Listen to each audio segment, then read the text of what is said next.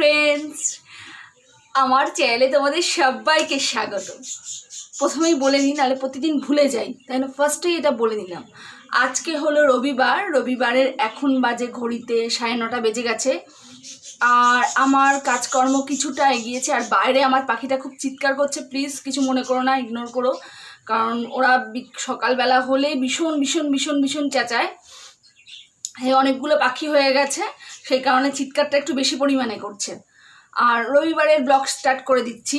রবিবারে এখন 9:30 বেজে গেছে। 9টার সময় আমার হাজব্যান্ড বাজার চলে গেছে, ছেলেও ঘুম থেকে এই জাস্ট উঠলো, ওকে চা করে দিলাম। চা করে তারপরে ভাবলাম ব্লগটা স্টার্ট করে দিই, না হলে আবার সময় পাবো না কাজ করতে করতে, কারণ একবার কাজে ঢুকে গেলে না আর ইচ্ছা করেন না, মানে আর তখন আবার স্টার্ট করা, কথা বলা, তখন বুঝতেই পারছো তোমরা রবিবারের কাজটা আমার মনে হয় একটু বেশিই থাকে। আর এখন ব্রেকফাস্ট বানাবো। তার আগে বলি যে তোমরা সবাই কেমন আছো? এই করোনা তো দিন দিন বাড়ছে, কমছে তো নাই, আরও বেড়ে যাচ্ছে। আর লকডাউনও তো কালকে থেকে সেভাবে থাকছে না, মোটামুটি উঠেই যাচ্ছে। তো আর আমাদের সবচেয়ে ভয় যেটা, মানে ভীষণ ভয়, যে আমাদের সোসাইটিতে অলরেডি করোনা ধরা পড়েছে। আমার 2 থেকে 3টে বিল্ডিং মোটামুটি পেছনের ইয়েতে ধরা পড়েছে, পেছনের দিকে বিল্ডিংগুলোতে বিল্ডিংয়ে ধরা পড়েছে একজনের। তো সেই নিয়ে তো একটা টেনশন যতই বলো থাকেই। তো তাও ভয় তো করলে চলবে না, ভয় করলে তো বাঁচাই যায় না, তাই ভয় করব না, যুদ্ধ করব। আর যুদ্ধে আমরা জয়লাভ করবই করব, এটাই মনে প্রথমেই ঢুকিয়ে নিয়ে তারপরে জীবনে চলতে হবে। তো অনেক দিন পরেই ব্লগটা স্টার্ট করছি। মঙ্গলবার দিন ব্লগ দিয়েছিলাম তোমাদের, তারপরে ব্লগ আবার আজকে রবিবারে শ্যুট করছি। তো ব্লগ দেবো, আমি ভাবি যে ব্লগ দেবো, তোমাদের সঙ্গে কথা বলবো, নিজের লাইফস্টাইল কীভাবে কাটাচ্ছি, মানে ডেইলি ব্লগটা দেবো। বাট আমার মনে হয় মানে এই সময়, লকডাউনের সময় সবারই একটু আধটু মন খারাপ, তাই একটু কমেডি ভিডিও দিলে তোমাদেরও ভালো লাগবে, সেই কারণে কমেডি ভিডিওটাই দিচ্ছি এখন। মাঝে মাঝে ব্লগ দিচ্ছি, ব্লগেও তো সেভাবে আমরা কোথাও বেরোচ্ছি না, বা কিছু রান্নাবান্নাও তো রোজ শেয়ার করার কিছু থাকে না, তাই সেভাবেই চলছে। তো আজকে ভাবলাম যে রবিবার ছুটির দিন, আজকে বাজার থেকে হয়তো চিকেন নিয়ে আসবে। আর ব্রেকফাস্টে আজকে বানাবো, কালকে ব্রেড নিয়ে এসছি, আজকে ভাবছি যে ডিম আছে, ডিম আর ব্রেডের ডিম পাউরুটি ওটাই বানিয়ে ফেলি, চটপট হয়ে যাবে। তো চলো এখন স্টার্ট করে দিই, অনেক আলতু ফালতু বকে ফেললাম। আর আমি বলেছি তোমাদের, তোমরা জানোই যে আমি একবার বকা স্টার্ট করলে তো চলেই যায়। তোমরা খুব ভালো থেকো, কিন্তু সাবধানেই থেকো। তো চলো আমি এরপরে আর কথা কখন বলবো, ব্রেকফাস্টটা এখন বানিয়ে নিই, কারণ না হলে আবার অনেক দেরি হয়ে যাবে। তো চলো।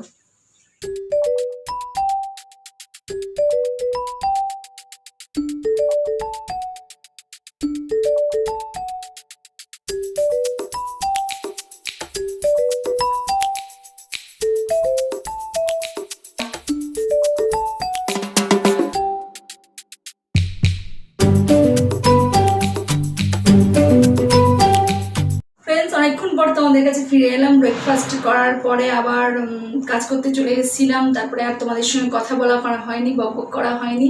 তো এখন রান্নাঘরে এসে গেছি। রান্নাঘরে এসে প্রথমেই আজকে চিকেন নিয়ে এসেছি, চিকেনটা ধুয়ে রেখেছি। আর এখন পেঁয়াজ আলু সিম্পল যেরকম চিকেন কারি করে ওরকম করবো, চিকেনের পাতলা ঝোল আলু দিয়ে সেটাই করব। এখন ডালটা হয়ে গেছে, আর ভাজা করব কিনা এখনো জানি না, কারণ চিকেন হলে কেউ কিছু খেতে যায় না, ডালও খেতে যায় না, ডালটা তাও করব। ছেলে আবার ঝাল বেশি হলে, চিকেনের ঝোল যদি ঝাল বেশি হয় তাহলে খেতে পারে না, ঝালটা একদমই তেমন খেতে পারে না। তো সে কারণে ডালটা করে রেখেছি যদি খায়। আর চিকেনটা এখন করব আলু দিয়ে, আর ভাতটাও বসানো হয়নি। তো চলো এখন আগে চিকেনটা বসিয়ে নিই, তারপরে আবার বক করবো, আবার চায়ের পর্ব চলবে একটু পরে। হাজব্যান্ড যেহেতু রবিবার সে কারণে আজকে চা বানাবে, তো ও চা বানাবে, তখন আবার বক করতে আসবো তোমাদের কাছে। তো চলো আগে মাংসটা ফটাফট বানিয়ে ফেলি।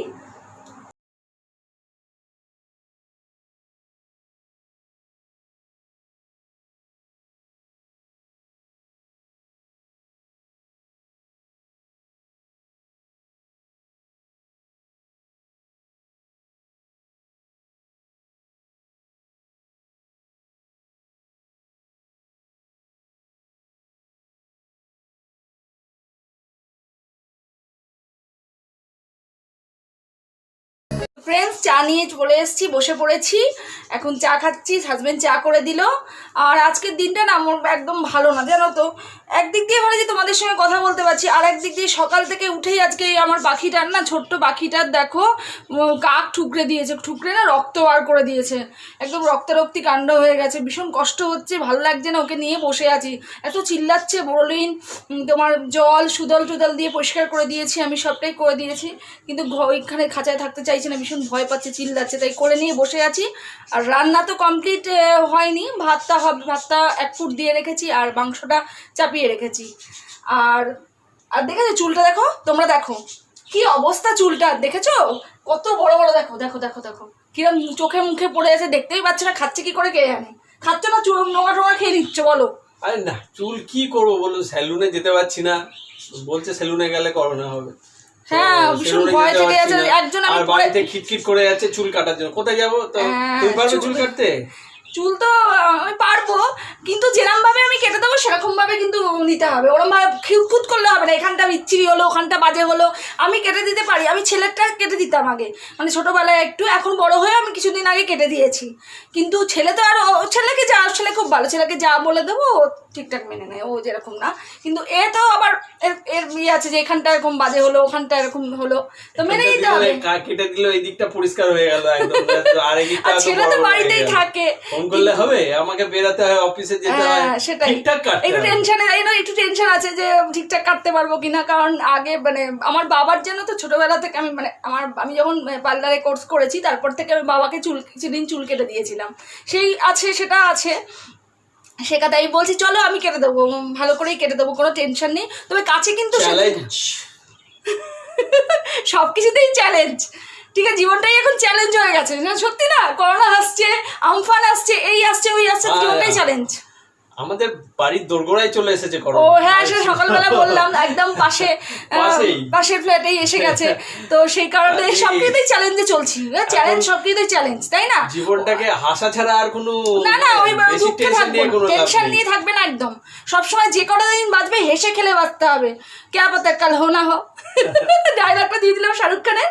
তো চলো এখন একটু সময় নষ্ট না করে চুলটা কেটে ফেলি, ওর চুলটা কেটে ফেলি, কতটা কি করতে পারি দেখি, তোমাদের সঙ্গে শেয়ার অবশ্যই করবো। আর ওকেও ওর জায়গা মতো দিয়ে দিই, ও ভীষণ ছটপট করছে, দেখেছো কিরম রক্ত বেরিয়ে গেছে, মুখে টুকে রক্ত লেগে গেছে, দেখেছো, খুব কষ্ট হচ্ছে গো। এগুলো আমার একদিকে সন্তানের মতো করে মানুষ করি এদেরকে, ওদের কিচ্ছু হলে আমার ভীষণ কষ্ট হয়। তো চলো বেশি কথা না বলে, বক স্টার্ট করলে আবার বন্ধ হয় না, চলো।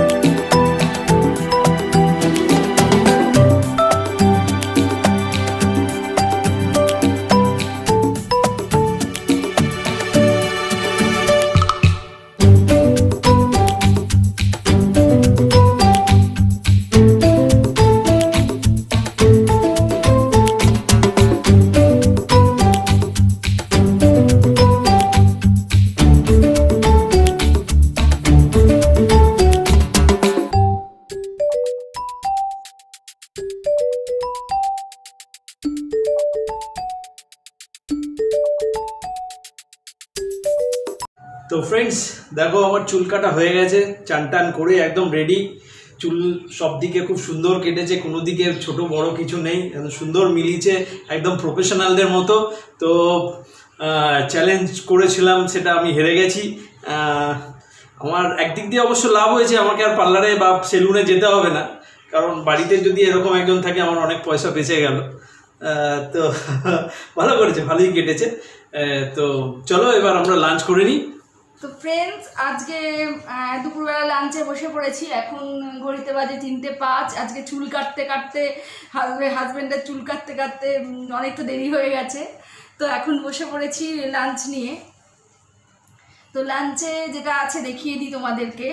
ডাল আছে পাতলা, আর মুসুর ডাল, আর এখানে আছে দেখো ভাত, লেবু, লঙ্কা দেখতে পাচ্ছ, আর 2টো পটল ভাজা নিয়েছি, আর রয়েছে চিকেন